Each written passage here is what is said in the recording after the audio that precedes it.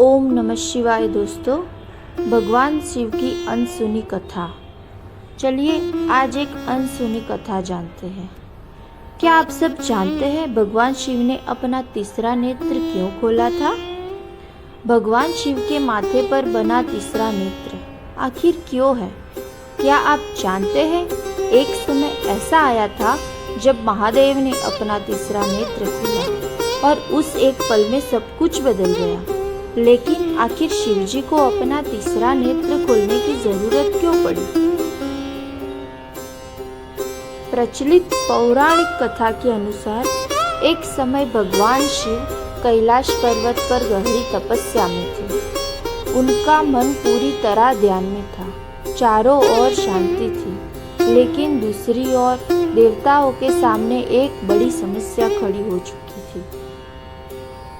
देवताओं को एक ऐसे संकट का सामना करना पड़ रहा था जिससे दूर करने के लिए शिवजी की सहायता आवश्यक थी। लेकिन महादेव गहरी समाधि में थे। उन्हें जगाना आसान नहीं था। तब देवताओं ने कामदेव से सहायता मांगी। कामदेव जानते थे कि महादेव की तपस्या भंग करना कितना बड़ा जोखिम है, फिर भी उन्होंने यह जिम्मेदारी स्वीकार कर ली। कामदेव कैलाश पहुंचे। उन्होंने अपने धनुष पर फूलों से बना बाण बढ़ाया और महादेव की ओर निशाना साधा। जैसे ही बाण चला, शिवजी की समाधि भंग हो गई। महादेव ने धीरे धीरे अपनी आंखें खोली और उनके चेहरे पर क्रोध दिखाई देने लगा।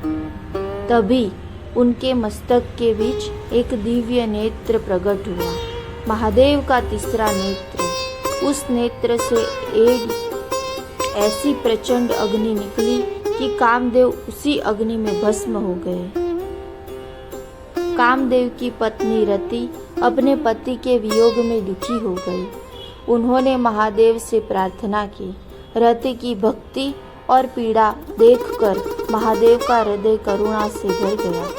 महादेव ने उन्हें समझाया कि कामदेव का शरीर नष्ट हुआ है, लेकिन प्रेम और इच्छा का अस्तित्व पूरी तरह समाप्त नहीं होगा। लेकिन इस कथा का सबसे बड़ा रहस्य यही छिपा है। महादेव का तीसरा नेत्र केवल क्रोध और विनाश का प्रतीक नहीं है। दो आंखें हमें संसार दिखाई देती है, लेकिन तीसरा नेत्र हमें उस सत्य को देखने की शक्ति देता है जो दिखाई नहीं देता। जब मनुष्य अपने क्रोध, अहंकार और इच्छाओं पर नियंत्रण खो देता है, तब वही इच्छाएं उनके विनाश का कारण बन जाती है। और शायद यही कारण है कि महादेव का तीसरा नेत्र हमें भीतर देखने की सीख देता है। महादेव का तीसरा नेत्र हमें डराने के लिए नहीं है, हमें जगाने के लिए है। जब हमारे भीतर का अहंकार जलता है, तब हमारी गलत इच्छाएं समाप्त होती है। तभी हमारे भीतर का सच्चा ज्ञान जागता है।